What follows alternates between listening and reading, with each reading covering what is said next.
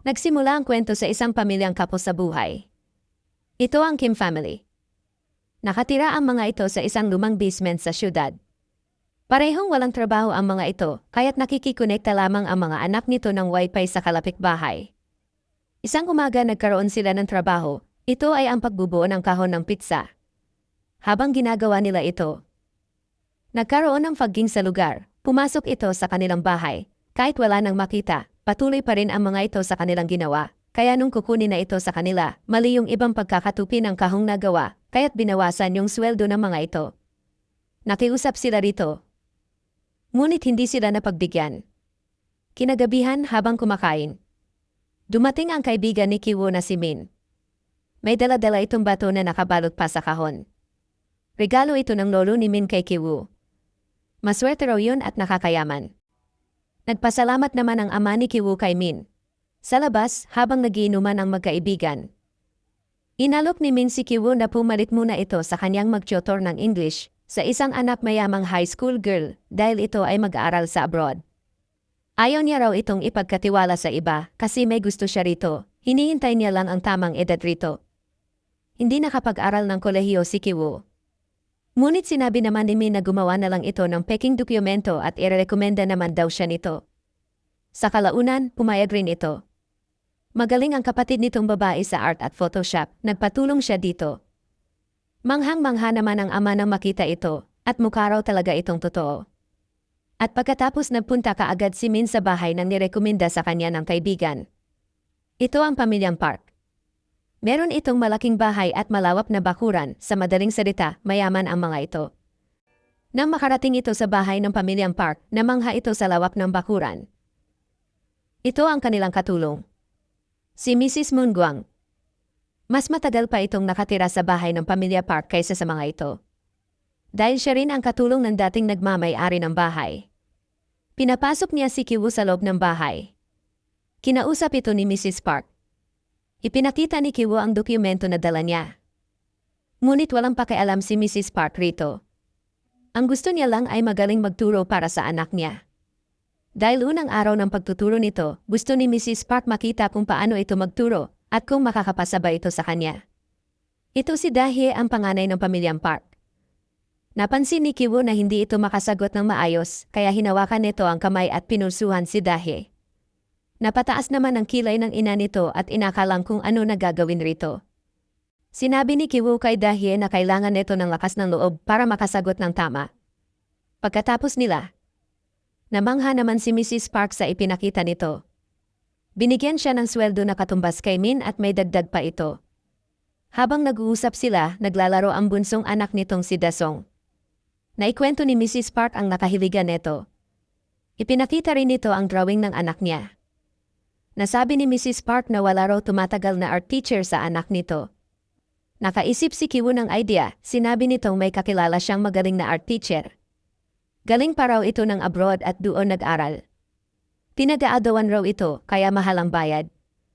Mukha namang sumakay si Mrs. Park sa sinabi nito, kaya gusto na niya itong makilala kaagad. Kinabukasan, pinakilala ni Kiwoo ang kapatid nito. Ang alam ni Mrs. Park, Jessica ang pangalan nito at schoolmate ng pinsan niya. Habang nag-uusap sila, nakasilip si Dahye sa kanila, pinagmasdan nito si Kijong. May pagtingin pala ito kay Kiwoo. Diyos ko, ang bata pa neto. Iniwan na ni Kiwoo ang dalawa at magtuturo pa ito. Sa taas, habang nagtuturo, tinanong ni Dahye si Kiwoo kung interesado ba raw ito sa bagong teacher na kasama nito. Natuwa si Dahye sa sinulat ni Kiwoo. Siya naman ngayon ang humawak sa pulso nito at dahan-dahang naghalikan ang dalawa. Samantala, gusto ni Mrs. Park na panoorin si Kijong habang magtuturo, subalit hindi ito pumayag. Ayaw raw nito na may ibang tao habang siya ay magtuturo. Walang nagawa si Mrs. Park kaya't nag-antay na lang ito sa labas, ngunit hindi ito mapalagay at nag-aalala sa anak. Pagkatapos, kinausap ni Kijong si Mrs. Park tungkol sa anak niya. Napahagugol si Mrs. Park at pumayag na rin na magturo sa anak niya. Sakto naman dumating si Mr. Park, sinabi nito na ipahatid na si Kijong ng driver nila at gabi na. Habang sila ay nasa biyahe, nakaisip si Kijong ng masama. Iniwan niya ang underwear sa sasakyan para pagmukhaing may ginawang kalokohan ang driver nila. Kinabukasan, nakita rin agad ito ni Mr. Park. Hindi niya kaagad sinabi sa driver niya, subalit sa asawa niya ito sinabi ang nakita. Nagtataka si Mr. Park kung bakit sa dinami-dami ng maiwan, bakit yung panty pa talaga. Naghinala sila na gumagamit ito ng ipinagbabawal na gamot. Naisip nila na baka madamay sila kung sakaling gumagamit nga, kaya tinanggal na agad nila ito. Nakikinig naman si Kijung sa kanila. Nang malaman na nagtagumpay siya sa plano niya, inirekomenda niya naman ngayon ang ama bilang driver. Tinakilala niya itong dating driver ng tito niya. Agad-agad naman inaral ng ama ang modernong sasakyan na katulad ng sa pamilyang Park. Kinabukasan, nakipagkita si Mr. Kim kay Mr. Park. Ipinakita rito ang galing sa pagmamaneho. Napabilib si Mr. Park at tinanggap na rin ito. Pinano na rin nilang paalisin ang katulong sa bahay ng Park. Nalaman ni Kiwoo kay dahil na nagkaka-allergy at asthma ang katulong nila sa peach, kaya't hindi sila nakakakain ng peach. Pinagplanuhan nila kasama ang ama na siraan ang katulong dahil nakakasama nito si Mrs. Park.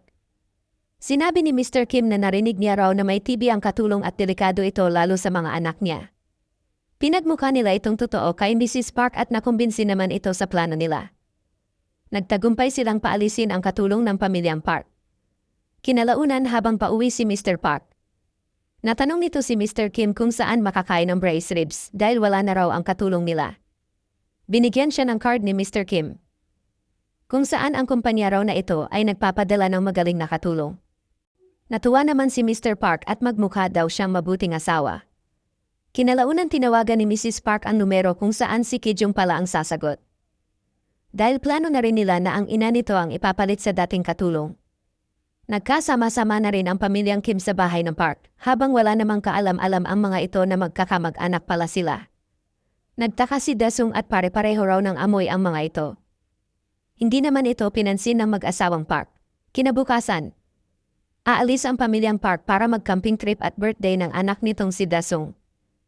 Mawawala sila ng mga ilang araw sa bahay. Nagkaroon ng pagkakataon silang tumira sa bahay na sila lang. Kaya ginawa nila ang gusto nila sa bahay habang wala ang mga ito. Tinikman nila ang iba't ibang uri ng alak at sinabi ni Kiwoo na gusto raw nitong pakasalan si Dahi balang araw. Habang sila ay nagkakasiyahan, kumatok ang dating katulong ng bahay. Meron lang daw siyang naiwan sa basement ng bahay. Pinapasok naman ito ni Mrs. Kim habang nakatago naman ang iba. Nagtaka si Mrs. Kim bakit ang tagal nito kaya tiningnan niya ito. Nalaman niyang may sikreto palang basement ang bahay na ito na hindi rin alam ng pamilyang Park. Nakatago pala rito ang asawa ng dating katulong. 4 na tao na itong nakatago roon. Pinagtataguan daw nito ang utang nila at pinagtatangkaan ang buhay kaya hindi na ito lumabas. Nakiusap si Mrs. Moon Guang kay Mrs. Kim na hayaang manirahan ang asawa nito sa loob at wala raw itong mapupuntahang iba, magbibigay raw sila ng pera dito. Subalit ayaw pumayag ni Mrs. Kim. Nang bigla namang nahulog ang mag-ama sa hagdanan habang nakikinig sa kanila. Nakilala ni Mrs. Moon Guang ang mga ito kaya agad nitong kinuhaan ng video. Nalaman rin nito na magkakasabwat pala ang mga ito sa panloloko sa pamilyang Park. Pinantakot ng dating katulong ang video sa kanila na ipapadala raw ito kay Mrs. Park. Natakot din naman ang mga ito. Habang nakaluhod at nakataas ang kamay. Si Mrs. Moon Guang naman ngayon at ang asawa nito ang pumalit sa kanilang nagpapakasarap sa buhay. Hindi makadalaw ang mga pamilyang Kim dahil sa isang pindot lang may sesent na kaagad ang video. Kinalaunan, nakahanap ng pagkakataon si Mr. Park at pilit na inagaw ang cellphone sa dating katulong. Biglang tumawag si Mrs. Park. Pauwi na raw ang mga ito at nagbilin lang na ipagluto sila ng pagkain. Kaagad dinala ng mag-ama sa basement ang dalawa at naglinis na rin ito sa kalat nila. Pagdating ng pamilyang Park, nakatakas si Mrs. Moon Guang subalit na itulak ito ni Mrs. Kim pabalik sa basement at nauntog ito. Nasa basement na rin nagtago si Mr. Kim para bantayan ang dalawa. Nakita nitong namatay sa untog ang dating katulong. Nalaman ni Mr. Kim na ang asawa pala ng dating katulong ang nagkokontrol ng ilaw sa hagdanan. Inaakala kasi ng pamilyang Park na sensor yun. Sinabi ng asawa ng katulong na ito raw ay bilang pasasalamat niya kay Mr. Park sa pagpapatira nito at sa pagkain. Pinapadalhan niya rin raw ng sulat si Disung gamit ang ilaw. Pagkatapos, iniwan na niya ito sa loob ng basement at isinarado. Patakas na sana ang mag-ama nang biglang bumaba si Dasung. Nagtago kaagad sila sa ilalim ng mesa. Hinabol ito ni Mrs. Park at sumunod na rin ang lahat na bumaba. Ayaw pumasok ng bunso nila kaya't napagpasyahan ng mag-asawang sa baba na lang matulog para mabantayan nila ang anak. Pinag-usapan ng mag-asawa yung amoy ni Mr. Kim na halos di na daw matiis minsan ni Mr. Park. Narinig naman ito ni Mr. Kim at inamoy ang sarili. Nang makatulog ang dalawa, pagkakataon na nilang makalabas nang biglang tumawag si Dasong. Nagising ang mga ito at muntikan na mahuli si Mr. Kim. Dumaan ang mga ito sa parking lot. Malakas ang ulan sa mga oras na yon. Nang makauwi sila sa bahay nila, lubog na ito sa baha. Sobrang taas ng tubig kaya halos wala na silang naisalbang gamit. Lumikas na rin ang mga ito at sa evacuation sila natulog. Yakap-yakap naman ni Kiwoo ang batong iniregalo sa kanya. Inisip tuloy Mr. Kim na nababaliw na ang anak nito. Kinabukasan, inimbitahan ni Mrs. Park si Kijung sa gaganaping birthday party ni Dasung sa bahay nila. Pinaalam naman ni Dahi na imbitahan niya rin si Kijung. Pinapasok rin si Mr. Kim para samahan mamalengke si Mrs. Park. Naamoy ito ni Mrs. Park na mabaho habang nagmamaneho si Mr. Kim. Habang pinapanood ni Kijung ang bisita ng pamilyang Park. Nanliit ito sa sarili. Kinuha nito ang dalang bato na iniregalo sa kanya at bumaba ito sa basement. Nakaabang pala roon ang asawa ng dating katulong. Tinalian ang leg ni Kiwoo, ngunit nakatakas ito. Sumabit yung tali sa leg niya, kaya naabutan siya, pinalo siya sa ulo at nawalan ito ng malay. Nagpunta ang asawa ng dating katulong sa birthdayhan at nanggulo ito roon. Nakita nito si Kijung na naglalakad at kanya itong sinugatan. Lumapit si Mr. Kim sa anak para tulungan ito. Dahil sa pangyayari na himatay si Dasong.